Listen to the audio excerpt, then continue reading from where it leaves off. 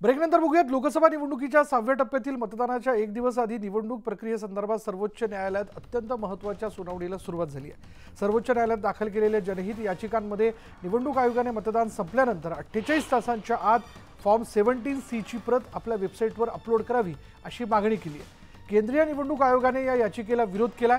निवडणूक आयोगाने या प्रकरणी प्रतिज्ञापत्र दाखल करून याचिकेला विरोध दर्शवला आहे। फॉर्म 17C ची प्रत वेबसाईटवर अपलोड केल्यास गोंधळ होऊ शकतो असे निवडणूक आयोगाचं म्हणणं आहे। वेबसाईटवरून कॉपी केलेल्या छायाचित्रांमध्ये छेडछाड केली जाऊ शकते, ज्यामुळे निवडणूक प्रक्रियेवरील सामान्य लोकांच्या विश्वासाला तडा जाऊ शकतो असं निवडणूक आयोगाचं म्हणणं आहे।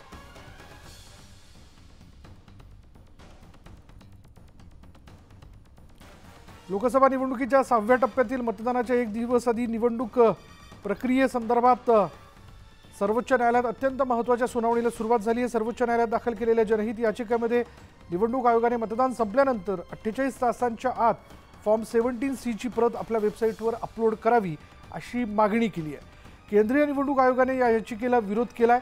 निवडणूक आयोगाने या प्रकरणी प्रतिज्ञापत्र दाखल करून याचिकेला विरोध दर्शवला। फॉर्म 17C ची प्रत वेबसाईटवर अपलोड केल्यास गोंधळ होऊ शकतो असं निवडणूक आयोगाचं म्हणणं आहे। अधिक माहिती आपण जाणून घेऊयात। आमचे प्रतिनिधी प्रशांत लीला रामदास आपल्या बरोबर आहेत। प्रशांत, काय अपडेट याबद्दल? सुप्रीम कोर्टामध्ये एक अत्यंत महत्त्वाची सुनावणी सुरू आहे। ज्या सुनावणीमध्ये खास करून लोकसभा निवडणूक जी झालेली आहे विविध टप्प्यांमध्ये जी मतांची टक्केवारी बऱ्याच दिवसानंतर वाढवण्यात आली, त्याच्या विरोधामध्ये ही याचिका दाखल करण्यात आली आहे।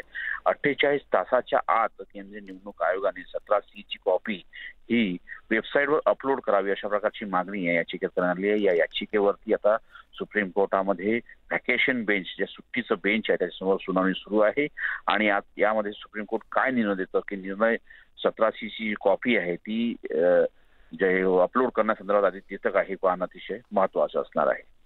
स्टुडिओ धन्यवाद प्रशांत या सगळ्या तपशिलाबद्दल।